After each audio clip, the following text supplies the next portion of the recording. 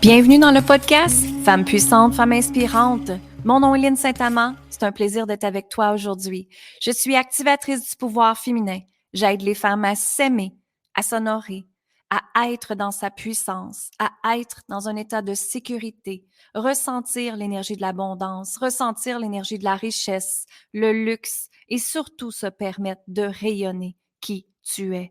Quand tu es dans ton « je suis », tu es forte. Tu es puissante et tu es libre. Bienvenue dans le podcast. C'est un plaisir d'être avec toi. Et j'aimerais t'inviter à aller écouter les 6 jours gratuits de transformation pour reconnecter à ta puissance féminine qui est sur mon site web lynnesaintamand.com. Allez-y immédiatement. On commence sans plus tarder avec la nouvelle émission de cette semaine. Amour, gratitude et lumière. Merci. Bonjour tout le monde, très contente d'être avec vous aujourd'hui. Et aujourd'hui, j'ai décidé de faire l'entrevue avec France Gauthier, qui est une femme extraordinaire. Elle a une grande influence sur les gens au Québec, dans la francophonie mondiale. Elle aide les gens par rapport à ses livres, les méditations, les retraites, les conférences qu'elle fait. Elle est, pour moi, France, je te vois comme une femme qui a ouvert des portes vers la spiritualité, vers l'écoute de ton corps, vers l'écoute de ton cœur, vers l'écoute de la sensibilité qu'on a, vers l'écoute de notre guidance, peu importe. Alors, France, merci infiniment d'être ici aujourd'hui. Je suis vraiment honorée que tu sois avec nous. Merci. Ça me fait plaisir, Lynne. Merci beaucoup. Bonjour à tout le monde. Je pense que merci. Des fois, je dis au monde, je vais t'inviter à mes funérailles. Tu diras ça à mes funérailles. Mais toute ta gang, on est tous et toutes, mais là, c'est surtout des femmes, on est toutes dans un chemin de retrouvailles ou en tout cas de retour à notre puissance et à notre pouvoir personnel présentement. Et c'est très beau à voir. Oui, exactement, parce qu'on s'entend que la planète a changé. Oui. Elle a changé depuis plus de 2 ans et on est rendu dans un éveil différent que c'était avant. J'ai entendu quelques vidéos que tu as faites dernièrement et tu as parlé d'éveil aussi dedans. Pour toi, qu'est-ce que c'est cet éveil-là? Écoute, moi, mon éveil, là, ça a été c'est vraiment l'espèce de sensation d'avoir dormi pendant 39 ans, puis tout à coup, bang, tu te réveilles. Ça s'est passé à 39 ans, tu viens de l'entendre, et il y a eu plusieurs bascules de conscience depuis ce temps-là. Il y en avait eu avant, mais il y en a eu surtout après. Mais c'est vraiment la sensation de s'ouvrir à plus grand que soi, un éveil de conscience. C'est de comprendre qu'on n'est pas seulement un corps physique, qu'on est habité par ce que moi j'appelle le duo âme-esprit, mais tu peux l'appeler l'âme, l'esprit, la source, l'univers, ça n'a aucune importance, la lumière, c'est tout ça à la fois. Et qu'on est en parcours dans un véhicule corporel pour vivre une expérience, pour retrouver l'amour, apprendre à s'unir à soi, s'unir aux autres et retourner à la maison, entre guillemets, c'est-à-dire retourner à cette source-là à travers ces multiples expériences-là qu'on fait de vie en vie pour retrouver qui on est, se rappeler qui on est, retrouver toute notre puissance intérieure. Fait que c'est ça l'éveil de conscience, c'est de retrouver notre pouvoir, de créer notre vie en fonction du maître qui existe à l'intérieur de chacun de nous, maîtriser, devenir le maître de notre vie. Puis justement, pour devenir le maître de notre vie, je pense qu'à quelque part, en tout cas pour ma part, et celle de beaucoup de gens que je vois, c'est que c'est de se choisir en premier, hein, c'est de se permettre de se choisir. Quelle a été ta quête pour toi de te choisir? Quand est-ce que c'est arrivé, ça? Je suis curieuse. Écoute, c'est très à la mode le terme se choisir présentement, puis pour moi, ça prend une couleur peut-être un peu différente parce que se choisir, pour moi, c'est pas décider d'aller se faire les ongles ou d'aller chez l'esthéticienne ou d'aller au spa. C'est pas ça, se choisir. Ça peut faire partie de ça. Mais se choisir, c'est vraiment de retrouver de l'intérieur la reconnaissance et l'amour inconditionnel qu'on exige de l'extérieur de façon inconsciente. On fait tout dans la vie en espérant être aimé et reconnu de l'extérieur. Se choisir, c'est revenir en dedans puis dire, OK, moi, mon parcours, ça va être d'apprendre à m'aimer et à me reconnaître pour qui je suis de l'intérieur. Puis là, ça, c'est des beaux grands thèmes philosophiques, là. Qu'est-ce que ça veut dire dans la vraie vie? Premièrement, on a tous des dons et des talents uniques. OK? Là, on vient de tomber à 8 milliards d'êtres humains. Là, ça va être le fun. On va arrêter de dire 7 milliards quelques. Là. Bon, on est 8 milliards d'êtres humains sur la planète, 8 milliards de couleurs différentes, d'essences différentes, qui viennent toutes de la même source, mais qui ont chacun leur pigment, leur couleur, leur teinte à apporter à la grande mosaïque de l'œuvre de l'humanité. OK? Moi, j'ai ma couleur, toi la tienne. Alors, se reconnaître, revenir à soi, c'est d'abord se rappeler, qui on est. On est un être de lumière en parcours dans un corps de matière. Deux, qu'est-ce qu'on fait avec ce corps de matière-là? On vient exprimer des dons et des talents pour mieux s'unir à soi. S'unir à soi, c'est se reconnaître, OK? Ça, c'est se choisir. Puis après ça, s'unir aux autres, c'est exprimer qui on est pour offrir le meilleur de soi. Fait que moi, j'ai été obligée d'apprendre à me reconnaître. Et ça s'est fait dans un parcours d'abord inconscient, je dirais, entre guillemets, parce que même quand j'étais inconsciente, il y avait des élans de vie à l'intérieur de moi que je ne pouvais pas ignorer parce que je suis une hypersensible. Puis quand j'étais malheureuse, puis je suis intolérante au malheur, eh bien, je me rendais malade automatiquement. Fait que ce qu'il fallait que je revoie constamment ce que je faisais, puis ce que je voulais faire, puis comment je voulais contribuer. Ce qui fait que j'ai pas eu beaucoup de choix dans la vie. Il a fallu que je me reconnaisse assez rapidement. La première fois que ça m'est arrivé, là, me choisir, là, ça a été à l'âge de 23 ans, où est-ce que je finissais un bac en sciences santé pour rentrer en médecine puis devenir médecin comme mon père. J'avais une tête de scientifique et je suis rentrée dans un hôpital, puis je me suis effondrée. Parce que je savais que je ne pouvais pas être médecin. Je suis beaucoup trop empathe, entre guillemets. Là. Je ne sais pas si ça se dit en français, empath. Alors, je suis trop empathique. Ouais. Et je l'étais trop. Aujourd'hui, c'est différent. Mais à cette époque-là, mon running gag, c'est-à-dire, tu me parles de ton cancer et me pousse 3 métastases, là, fait que je ne pouvais pas devenir un bon médecin. Et là, j'ai commencé déjà là, sans avoir tellement de conscience, à me dire, c'est quoi mes talents, moi? C'est quoi que j'aime faire, là? Et j'ai découvert instantanément, tu sais, ça a monté instantanément. Tu as une facilité à écrire, tu as une facilité à communiquer. Et je suis devenue journaliste. C'était vraiment un parcours atypique. J'étais la seule de ma cohorte à devenir journaliste, évidemment, parce que c'était tous des gens qui voulaient rentrer dans des métiers connexes à la médecine. Alors, et en devenant journaliste, j'ai appris à me connaître un peu plus, à découvrir que oui, c'est vrai que j'avais un certain talent de communicatrice, mais que dans le fond, c'était pas tout à fait ça que je voulais faire. Et là, il y a eu un paquet de synchronicités qui m'ont amené à me reconnaître encore plus. Et là, il y a eu un grand éveil de conscience en 2002 où est-ce qu'à travers l'émission de Claire Lamarche, j'ai été obligée d'aller, j'ai pas été obligée, mais j'ai été invitée à aller rencontrer une médium qui m'a mis en contact avec mon père décédé. Ça a ouvert une craque. Et ça m'a dit, bon, OK, qu'est-ce que je fais avec ça? Et je suis partie dans une grande quête de sens, de compréhension, de vérité pour comprendre c'est quoi la conscience. OK, ça survit au corps physique, comment ça fonctionne. Une fois que j'ai mis un check là-dessus, qu'est-ce que je peux faire avec ça pour élargir ou élever mon niveau de conscience pour être une meilleure personne, tout simplement, et être plus heureuse. Parce que tous les êtres humains ont la même quête, ils veulent être heureux.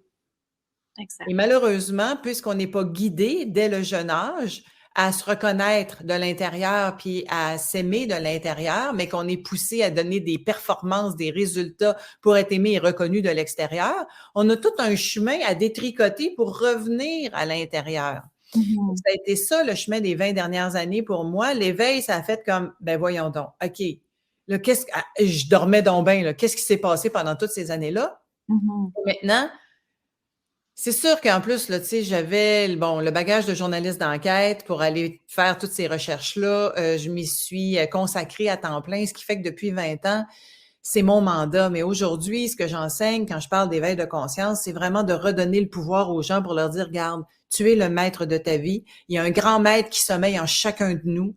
On est tous condamnés à devenir des grands maîtres dans une vie ou dans une autre, ou des grands sages. Si le mot grand maître vous dérange, un grand sage. Puis sachez que le grand sage, il ne se présente pas à vous en disant « je suis un grand sage », ni le grand maître. Moi, c'est des mots que je mets sur un état d'être qu'on est tous appelés à connaître dans une vie ou dans une autre, ce qui fait que j'ai décidé, moi, dans celle-ci, de commencer à me dévoiler à moi-même, de laisser ce maître à l'intérieur de moi se dévoiler à chaque pas. Puis écoute, c'est un pas en avant, deux pas en arrière, un pas en avant, deux pas. Tu sais, c'est une danse, la vie, là. Je suis pas sur un chemin linéaire. Puis moi aussi, j'ai encore plein d'initiations qui se présentent dans ma vie. Je suis juste moins peut-être moins perturbée, mais surtout mieux outillée Ouais. pour affronter ces défis-là. Puis quel a été le premier outil pour toi qui a vraiment transformé ta vie? Ah, merci de poser cette question-là. Il y en a 2 à 1 an d'intervalle. Le premier, c'est en 2006 quand, un sage, des maîtres m'ont dit: «Il y a pas d'élévation spirituelle sans la méditation ou la contemplation» et à ce moment-là, je faisais déjà des recherches depuis plusieurs années et c'était clair pour moi là que: «Ah, je viens de l'entendre». J'avais pas encore commencé à méditer. Le lendemain matin, je me suis assise les fesses sur une chaise, puis j'ai commencé à méditer. Ça Mmh. fait 16 ans que je médite tous les matins. À ce jour, je peux te dire que je suis encore pas bonne et c'est pas grave. I show up, je suis là, je me mets, tu sais, je suis au rendez-vous. Puis Mmh. je me dis que si je suis assise 15 minutes, 20 minutes à méditer, puis que je médite vraiment quelques secondes là-dessus ou quelques minutes, eh bien, ce sera ça, c'est suffisant pour que la lumière passe. Puis 1 an après avoir commencé à méditer, j'ai commencé à faire de l'écriture inspirée. Donc, dans ma routine du matin, je méditais, puis après la méditation, j'allais m'asseoir et là, je posais une question à ce que j'appelais l'univers, puis j'écrivais tout ce qui me passait par la tête. Et au bout de 3 ans de ça, je suis tombée sur des vieux cahiers. J'ai réalisé que c'était très, très, très inspiré parce que moi, je me posais même pas de questions, là. J'avais 0 attente. Je faisais ça pour le plaisir. Ouais. Mais là, quand j'ai réalisé que c'était très inspiré, les messages sont venus de façon plus consciente. Puis là, on m'a dit en écriture, il est temps que tu lâches ta job, que tu fasses un reset. Après ça, on m'a dit, tu vas préparer tu sais, tu vas donner des conférences, des ateliers en grand nombre. On m'a dit de me faire un site Internet. Tout ça m'a été livré en écriture inspirée. Puis à un moment donné, quand ils m'ont dit, tu vas donner des ateliers. Hey, moi, je faisais de la TV depuis 22 ans, là. Des ateliers de quoi? Ouais. C'était comme, ben voyons donc, tu sais, c'est pas ça mon métier. Fait que ça pouvait pas venir de ma tête. Mmh. C'est là que j'ai commencé à comprendre le concept, le processus et j'ai décortiqué le processus de l'inspiration. J'ai décodé aussi c'est quoi d'abord, comment contourner le mental, mais aussi comment identifier les indices d'inspiration. J'en ai monté un atelier. Il m'est tout venu évidemment en inspiration. J'ai Mmh. commencé à donner ça en 2011, puis écoute, je le donne encore, là, je le donne samedi matin, entre autres, en Zoom, là. Si les gens sont intéressés, allez sur francegauthier.ca, vous pouvez encore vous inscrire. Mmh. Mais je le donne 2 fois par année, 2-3 fois par année présentement, parce que je l'ai beaucoup donné, là, tu sais, il y a des milliers de personnes qui ont fait cet atelier-là avec moi dans la francophonie. Fait que ça a été les 2 outils, mes 2 premiers outils principaux. La méditation, l'écriture inspirée. Et l'écriture inspirée m'a pas juste donné une direction à ma vie, ça m'a montré des angles morts aussi dans des situations difficiles. Parce que Mmh. quand on est dans nos émotions, on est pris dans notre corps émotionnel, on a des œillères, on voit pas. Puis quand on médite, puis qu'on va en écriture inspirée, tout à coup, c'est comme, ah, OK, là, il y a un champ qui s'ouvre, tu dis, OK, là, je comprends le grand plan. Je comprends le big picture, comme disent les Américains. Ouais. Et là, ça donne un sens à tout ça, d'une part. Puis j'ai pas des réponses tout le temps. Quand la réponse est pas disponible, je vais pas l'avoir. Mmh. Tu sais, il faut aussi là, comprendre que c'est pas de la magie, tout ça, et c'est de la pratique. C'est beaucoup de pratique. Ce qui fait que j'ai pratiqué à tous les jours pendant des années de temps. Aujourd'hui, j'écris très peu. J'écris pas très peu, mais moins. En tout cas, je peux te dire que j'écris peut-être 1 ou 2 fois par semaine, alors qu'avant ça, c'était tous les matins.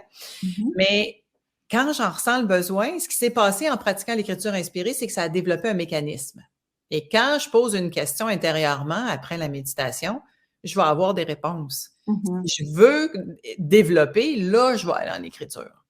C'est Exact. pour ça. Alors, j'appelle ça les avantages collatéraux de cette technique-là qui est l'écriture inspirée, c'est que ça ouvre le canal.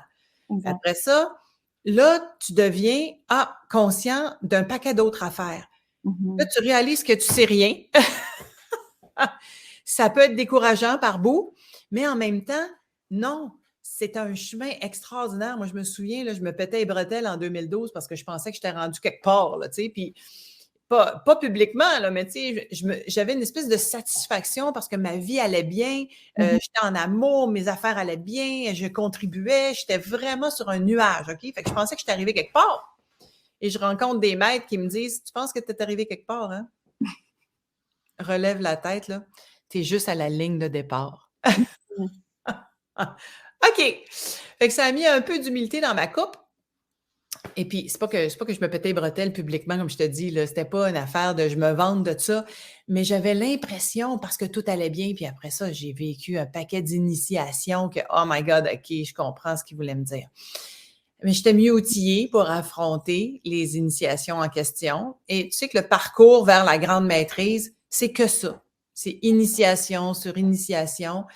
Mais il y a plus d'amour dans le processus, il y a plus de conscience, il y a plus d'outils, ce qui fait qu'on avance là-dedans Mmh. avec une certaine confiance. Puis à un moment donné, de toute façon, là, on ne peut plus revenir en arrière. Exactement, c'est ça. C'est l'expérience de vie. Moi, j'appelle ça, c'est les expériences de vie qui nous emmènent à grandir, à évoluer. C'est ça que notre âme veut, hein, n'est-ce pas? Exactement. Alors, revenir à la maison, ça veut dire retourner à cette pureté-là de l'âme qui est en parcours. Tu sais, je travaille avec des guides, des channels, puis des médiums, là, puis j'ai entendu un de mes amis dire à un moment donné que les guides lui disaient, vous êtes des aventuriers de l'amour. Et Mmh. j'ai beaucoup aimé cette expression-là parce que je trouve que ça prend du courage pour vivre, particulièrement là, à notre époque présentement, mais bien que toutes les époques ont eu leurs défis, puis le Moyen Âge, là, ça devait pas être bien le fun. Mmh. Mais tout ça pour dire, ça prend du courage pour vivre. Ça prend bien plus de courage pour vivre que pour mourir, mais il y a un élan à l'intérieur de nous qui fait qu'on veut vivre pour s'améliorer. Il y a un élan à l'intérieur de nous qui veut continuer, même si c'est pas conscient, à progresser. Et c'est ça qui fait que on est des aventuriers de l'amour. On vient ici pour retrouver l'amour, exprimer l'amour de plus en plus, avec de plus en plus de pureté. En Mmh. enlevant les couches, là, tu sais, du personnage blessé qui va avoir être dans l'amour conditionnel, là, tu sais. Je Ouais, vais t'aimer si tu fais ça, ça, ça, ça, ça pour moi, là. exact. Ben, ça devient, là, de plus en plus épuré sur le parcours. Puis moi, mon phare, c'est l'amour inconditionnel. Alors, c'est un niveau de maîtrise, l'amour inconditionnel. Je suis pas rendue là du tout, mais c'est mon phare en avant qui fait que je me lève tous les matins avec un sens à ma vie. Mmh. Exactement. J'aime ça, on parle les mêmes mots. Moi aussi, c'est toujours ça. Je dis l'amour, l'amour, l'amour. Tout guérit avec l'amour, c'est ça l'amour. Ouais. Et je vais te partager moi aussi mon expérience parce que ça m'a fait penser à ça, parce que tu as parlé de méditation et tu as parlé d'écriture. Et pour ma part, c'était la même chose. Moi, il y a 5 ans, j'ai fait une commotion cérébrale et je me suis retrouvée assise sur le sofa, en fait couchée sur le sofa, Mmh. à pas bouger pendant presque 4 mois de temps. Oh, ouch. Oui, oui, exactement. Et moi, j'étais une femme d'affaires, j'ai eu une business en design intérieur, j'ai une boutique, j'ai eu tout ça. Et là, j'ai dit à l'univers, mais attends une minute, là, comment je peux me guérir de tout ça, cette commotion-là? Parce que le neurologue dit, va t'asseoir, fais rien. C'est comme ça que tu vas guérir. Et moi, j'ai fait, non, non, ça marche pas. Mmh. Alors, je me suis mise à étudier justement sur le cerveau, les commotions cérébrales. Et là, tout d'un coup, j'ai entendu, ben, la méditation aide à créer des nouveaux neurones et à aider justement les gens qui ont fait des commotions cérébrales. Et moi, j'ai toujours été une femme très, très intuitive, une femme qui méditait quand même, une femme qui ressentait des choses énormément. Mmh. Mais je méditais 1 heure le matin, 1 heure l'après-midi. Et c'est là, justement, que je suis rentrée dans un éveil, moi aussi, comme tu dis, comme toi. Et c'est là que j'ai dit, OK, moi, je veux quoi de ma vie? Parce que je suis tannée du métro, boulot, dodo. Hein? Et j'ai une petite fille de 2 ans et demi. Dans ce temps-là, j'avais une petite fille de 2 ans et demi. J'étais mariée, tout ça. Et là, j'ai fait, OK, attends une minute. Il y a autre chose qui est là pour moi. Montrez-moi la voie. Et c'est justement avec la méditation. Et après ça, je prenais mon pad aussi et j'écrivais ce qui se passait, qu'est-ce que je voulais et tout ça. Et d'ailleurs, tu le sais pas parce que tu l'as pas vu, mais j'ai déjà fait une conférence avec toi sur l'écriture inspirée que tu avais déjà préenregistrée. Donc, j'ai déjà suivi un de tes ateliers sur l'écriture intuitive, puis j'avais commencé à faire ça encore plus, encore plus, encore plus. Ah oui, OK, tu as fait l'atelier en ligne, là, qui est entièrement en ligne. C'est ça, J'ai exactement. 2 formules, là. En fait, 3. Je peux aller en salle quand on m'invite parce que je le fais plus, là, je loue plus de salle. Je le fais sur Zoom, puis il y a un atelier entièrement en ligne par module, là, que les gens peuvent suivre à leur rythme. Ouais, c'est v'là 5 ans. Fait que tu vois, j'avais fait ça de toi. Fait que je voulais te remercier d'ailleurs. Le plaisir est pour moi. C'est ça, parce que l'écriture fait partie de ma vie, moi aussi, la méditation chaque jour aussi. Et c'est important pour moi de me reconnecter. C'est notre sécurité interne, hein? C'est vraiment ça. C'est vraiment ça.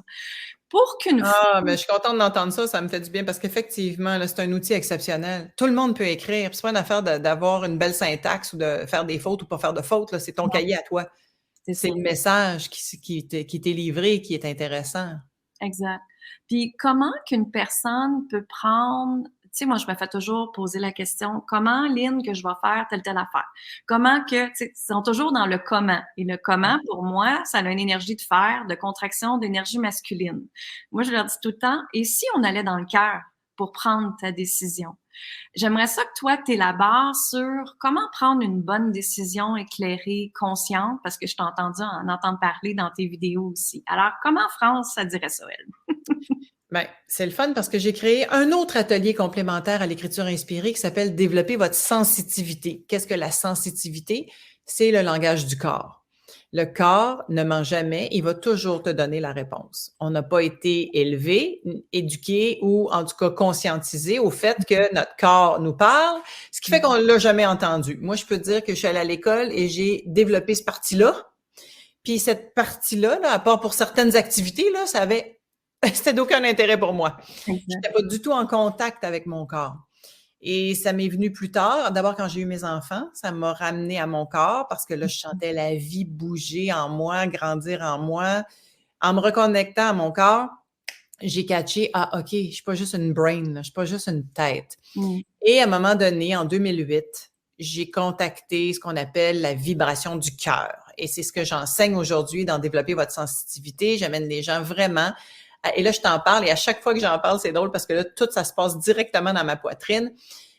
Ça n'a rien d'ésotérique. Là. Moi, j'ai pas une seule fibre ésotérique en moi. Là. Tu verras pas de... Tu sais, je vois tes anges et tes archanges en arrière de toi. Là. Moi, ça m'a même jamais attiré. Là. Fait que j'ai aucune fibre ésotérique.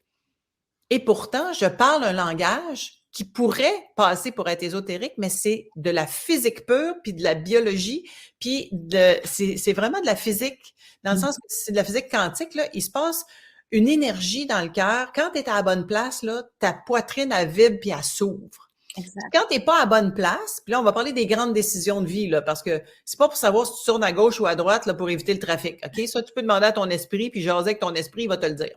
Mais la poitrine, c'est le langage de l'âme. Le cœur, c'est le langage de l'âme. L'inspiration, c'est le langage de l'esprit. Alors, on pourrait diviser le corps en deux.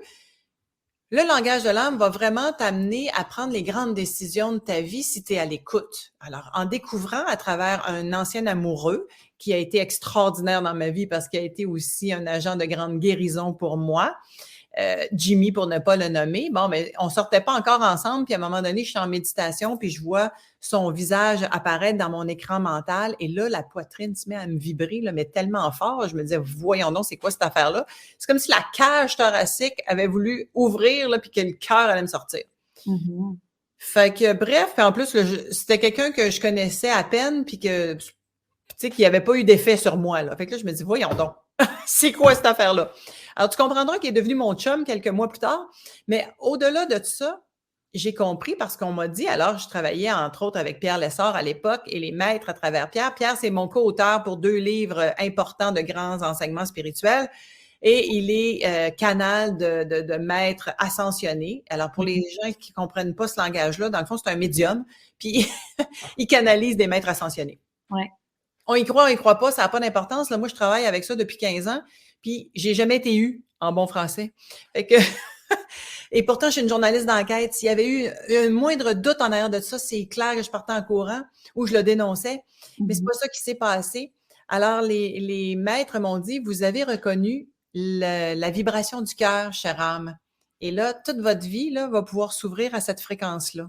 Exact. Écoute, j'ai acheté mes maisons, vendu mes maisons, décidé de mes projets de vie avec cette fréquence-là. Je te donne un exemple, c'en est un que je donne dans l'atelier de dimanche parce que je donne les ateliers avec écriture inspirée puis développer votre sensitivité back à back en fin de semaine, un samedi, l'autre dimanche. Alors, un des exemples que je donne, c'est, je me souviens quand je suis rentrée dans ma maison à flanc de montagne en Estrie en 2009, j'ai fait le tour en courant. Je suis arrivée devant une fenêtre où est-ce qu'il y avait une falaise en arrière et là, la poitrine s'est mise à me vibrer. Là, le cœur s'est ouvert de même. Là. J'ai regardé l'agent d'immeuble. J'ai dit, où est-ce qu'on signe? Je voulais pas savoir si le toit était à refaire. Là. Ça avait aucune importance. C'était ma maison. Ça a été une maison qui m'a amenée dans un espace de grande guérison. Elle m'a supportée pendant toute ma période de guérison. Et quand je l'ai revendue, c'était l'inverse qui se passait. Je pensais passer toute ma vie là. C'est la maison que j'ai le plus aimée de ma vie. Elle était parfaite.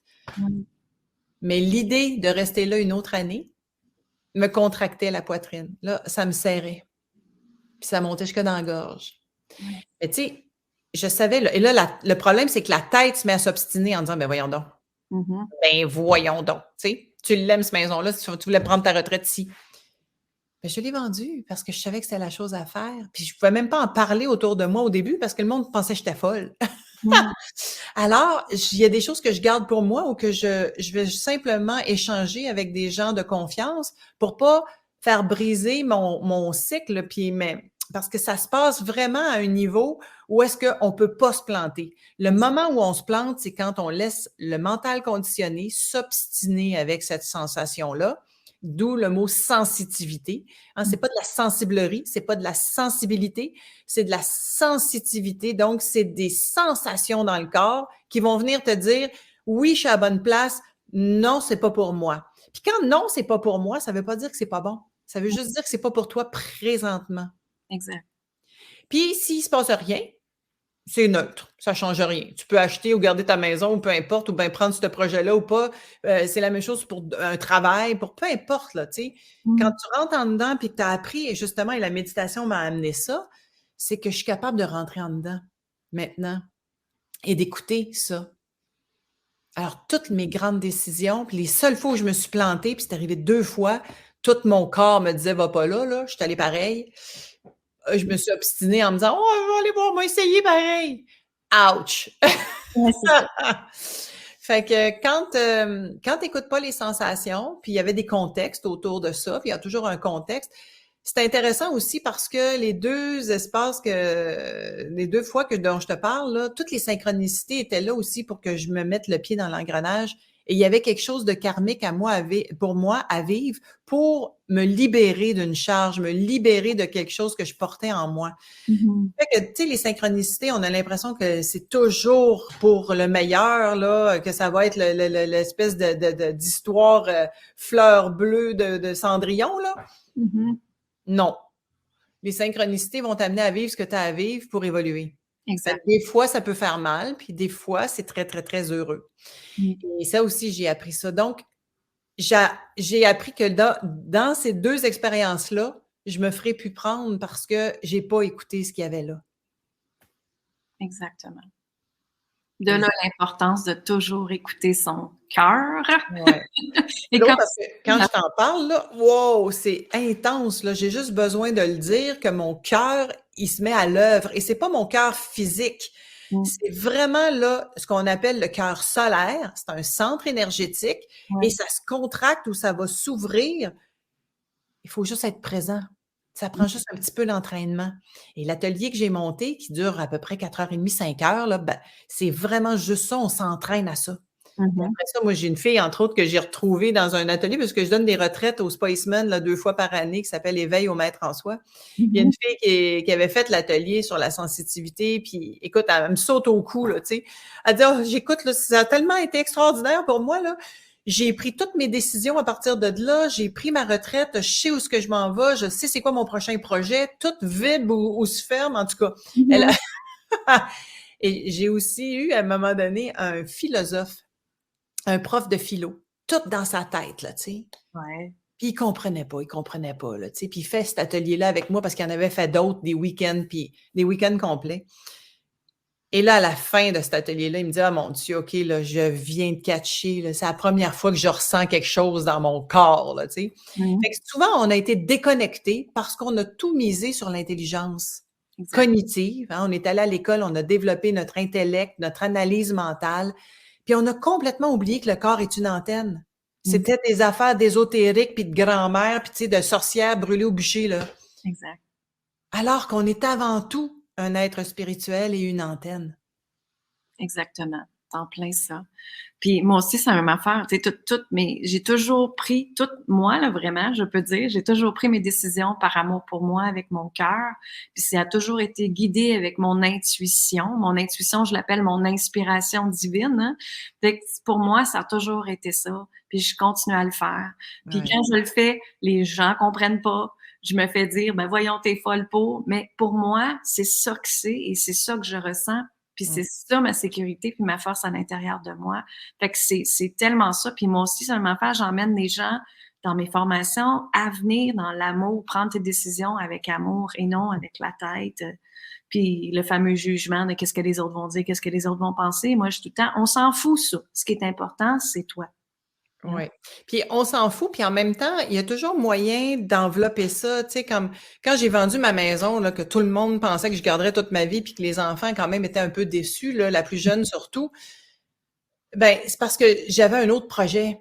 Puis mon autre projet s'est concrétisé dans la période qui a suivi presque instantanément, qui a amené encore plus de joie, tu comprends? Ouais. Fait que c'est ça aussi qu'il faut savoir dire autour de nous. Puis quand je me choisis, là, tu m'as demandé comment je fais pour me choisir, ça se passe là.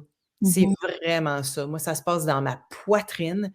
Puis si j'écoute pas ça, je vais me planter. Si je l'écoute, je sais que je vais faire le meilleur choix.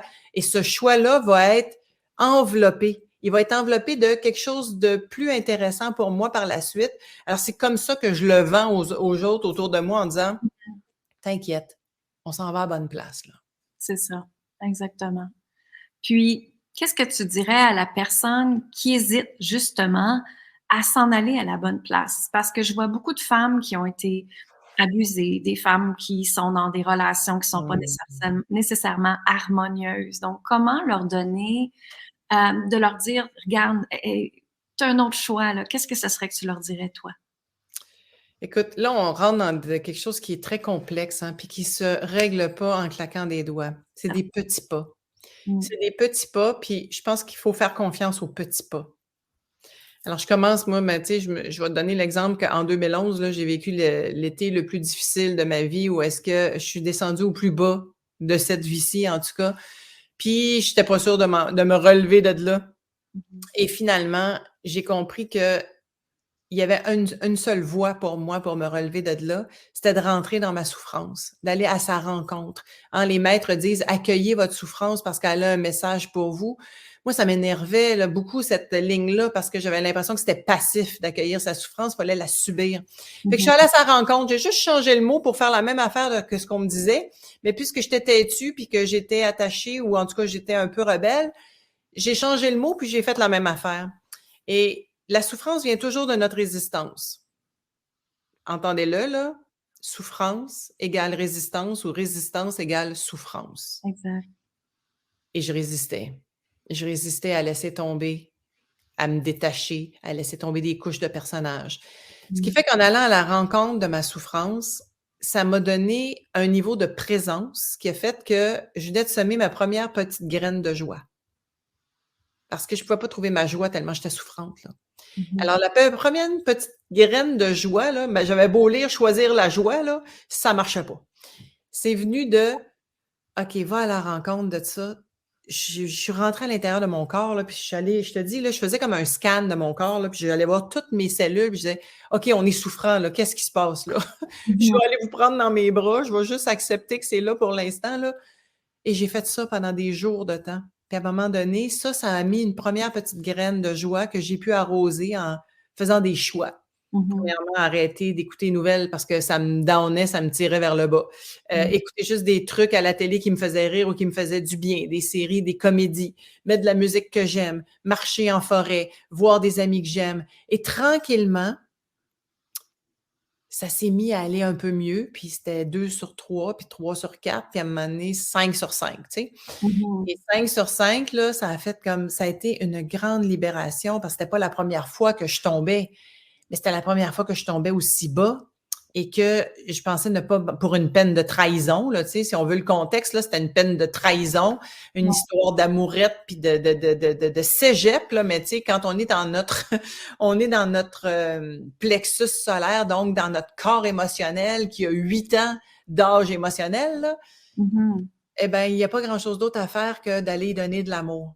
Alors, j'ai fait ça. Je suis allée donner de l'amour à ce corps émotionnel, à ces cellules-là qui étaient vraiment souffrantes, qui étaient pas juste de ce vie ici. C'est clair que j'étais en train de régler 1000 vies de peine de trahison, là. Ouais. Et au bout de ce parcours-là, je me suis entendue dire à ma grande amie: «Ah, je suis pleine». Et ça voulait dire que j'étais pleine d'amour de moi. J'étais Mhm. pleine de reconnaissance pour moi et tout pouvait attendre. le prochain amoureux, le prochain contrat, peu importe, tout pouvait attendre. Il n'y avait plus d'urgence. Puis là, j'allais plus me mettre les pieds dans les plats parce que j'étais pleine de moi. Exact. Fait que c'est ça que j'ai fait. Pour moi, là, ça commence par aller à la rencontre de ce qui vous fait souffrir. Ouais. Aussi souffrant que ça peut sembler quand je le dis, là, c'est le chemin le plus direct et le plus efficace pour aller se libérer de cette souffrance-là, c'est d'aller à sa rencontre. Parce que là, j'en parle, puis je le sens dans ma poitrine, là, tu sais. Une fois que ça c'est fait, c'est comme si tout ton être te remercie d'être venu à la rencontre, puis on peut semer la première graine de joie, puis là, miser là-dessus, là, arroser cette graine-là pour qu'elle en fasse une belle fleur, tu sais. Exactement. J'adore ton partage. Merci infiniment. Puis, en fait, je voulais aussi te poser, justement, je t'ai posé les questions sur comment tu as fait toi pour te choisir parce que j'ai créé un organisme à but non lucratif que tu sais qui s'appelle Se choisir maintenant. Se choisir en termes spirituels, comme tu as dit aussi. Tu sais, pour moi, se choisir, c'est de se mettre en priorité, c'est de se donner de l'amour, c'est de s'honorer, c'est de se permettre d'exister, de rayonner, de tout ça. Donc, dans ton partage d'aujourd'hui, justement, j'ai créé l'organisme à but non lucratif et on a notre premier événement. Et dans l'événement, les fonds vont s'en aller à l'organisme, justement, pour aider les femmes à, comme on vient de dire, à s'aimer, à s'honorer, à reprendre leur puissance, à aller découvrir les résistances qui est là, les souffrances qui est là, les peurs qui est là. Et après, se permettre d'être un être de lumière, comme tu dis, un être d'amour, un être qui peut créer sa vie de paix, de liberté, de tout ce qu'elle veut, d'abondance et tout ça. Donc, justement, je vous invite, je viens de vous mettre un lien sur la page, en dessous de la page et dans les commentaires également. L'événement est le 28 janvier 2023 à Granby. Et c'est une journée où est-ce que justement, il va y avoir des conférences, il va y avoir des ateliers. Je vais être là également. Je vais donner aussi des méditations, des ateliers, des visualisations. Il va y avoir des chants vibratoires aussi. Il va y avoir un lunch aussi qui va vous être fourni, des partages. C'est ouvert autant qu'aux femmes qu'aux hommes. Donc, c'est vraiment la place, si vous voulez vous choisir, vous mettre en priorité, comme on a dit France et moi aujourd'hui, revenir dans l'amour de soi, par amour pour soi, prendre des décisions avec votre cœur et non votre tête. Et se dire merci mon Dieu d'être en vie. Alors voilà, ça va nous faire plaisir. Je vais être super heureuse de vous avoir avec moi à Granby le 28 janvier. Donc, allez voir les détails sur la page que je viens de marquer et accéder à votre billet aussi. Puis comme je vous dis, les fonds s'en vont à l'organisme directement qui s'appelle Se choisir maintenant que je viens de créer depuis 3 semaines. Wow, bravo, Lynn. Merci beaucoup, France. Un petit dernier chose que tu aimerais rajouter? Ben, j'honore vraiment ta contribution et je pense que, tu sais, le futur va être plus féminin ou il ne sera pas. Et quand je dis ça, je dis pas que les femmes vont prendre le pouvoir puis ils vont évincer les hommes. Je te dis que le principe féminin va retrouver son juste équilibre dans l'équilibre masculin-féminin et le féminin va être remis à l'honneur, va retrouver ses lettres de noblesse. Et on est déjà dans cette ère-là. Je le constate de plus en plus. C'est fantastique de voir à quel point les femmes peuvent rayonner de plus en plus et il y a de plus en plus de femmes qui enseignent, de plus en plus de femmes qui donnent des conférences, entre autres, alors que le verbe, c'était réservé aux hommes il n'y a pas plus que 50 ans, 60 ans, là. Les femmes qui avaient le droit de parole, là, c'était très rare. Ouais. Alors, c'est fantastique de voir ce rééquilibre-là. Alors, mesdames, oui, choisissez-vous et honorez votre féminin parce que c'est lui qui va changer le monde. Exactement, c'est ça. Et c'est pour ça que c'est ma mission de vie depuis 4 ans d'enseigner aux femmes le féminin sacré, de libérer le féminin sacré, de s'aimer, de s'honorer, de reprendre sa puissance, sa richesse. Je sais parce que je l'ai vécu moi aussi, j'ai déjà tout perdu et je me suis retrouvée dans cette expérience-là justement. Et c'est pour ça que je veux que toutes les femmes, la planète, s'aiment, s'honorent, puis reprennent leur puissance. Puis en faisant ça, on aide les autres femmes. On libère des liens karmiques, hein? On libère des liens transgénérationnels, on libère nos enfants et on montre l'exemple à nos enfants qu'on a tous le droit de se choisir. Merci. Exactement. Merci beaucoup. Merci tout le monde. Merci. Vous pouvez aller voir France sur francegauthier.ca. Allez voir ses ateliers, ses conférences, ses retraites, ce qu'elle fait, ses livres également. C'est absolument extraordinaire. Merci encore, France. Merci, merci. Merci tout le monde. À mon Au revoir.